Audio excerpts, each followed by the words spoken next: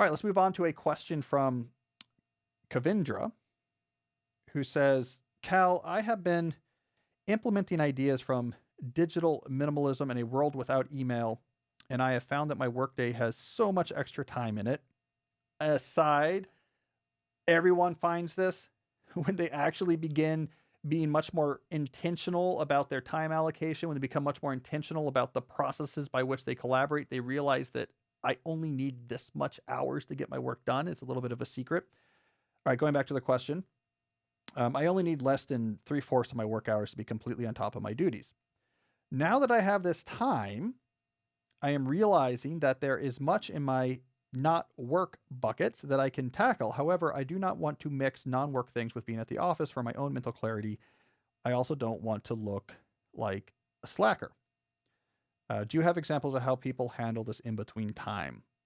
So, Kavindra, my standard suggestion here is that you should take a phantom part-time job. So this is my terminology for the very common occurrence among my listeners and readers where they get very intentional about their time, realize that time and processes, realize they have a lot of extra time in their day. They can stay on top of their job with a lot of extra times, which again is not surprising because most people are terrible at the mechanics of what they do for a living. So when you're not terrible, you realize you don't need as much time. And what I recommend is this idea of you really treat it like I have a part-time job. And that's what I do in that extra 1/4, in your case, 1/4 of my time that's free. And you schedule your work for this phantom part-time job, just like you're scheduling your work for your main job. And it happens during the workday. And you can decide if you want to, let's say, end your workday implicitly at 3 and then switch to your phantom part-time job, or interleave your phantom part-time job during the day.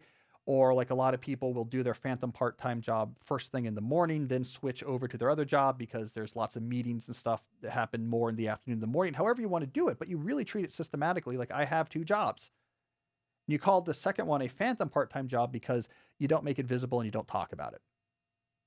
Now, what do you do with your phantom part-time job? You have 3 options.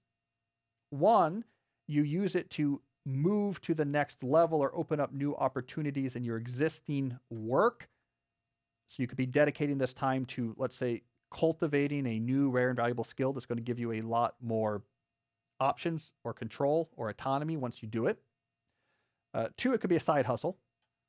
I want to write a novel. I'm starting a business on the side. I'm starting a podcast, whatever it is. So you're working on a side hustle that may just be for interest, or it may be that you want it to eventually generate enough income that you can renegotiate your main work situation to be maybe part-time itself.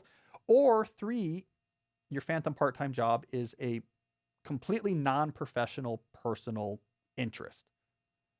I want to master, coffee appreciation. I want to master a genre of fiction or whatever. Just something high quality leisure that you really want to invest in and get better at.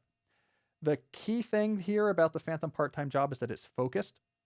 You are putting this time towards one thing repeatedly and carefully planning when it happens. That is going to get you away from this weird scattered feeling of just I'm slacking or doing lots of hobbies and work or getting lost in rabbit holes on the internet. So I love the focus of the phantom part-time job. Choose one thing. I am going to do this thing over the next 6 months during my work hours, in the 1/4 of the work hours I have free. When you're that consistent and focused, you can do really cool things with that time.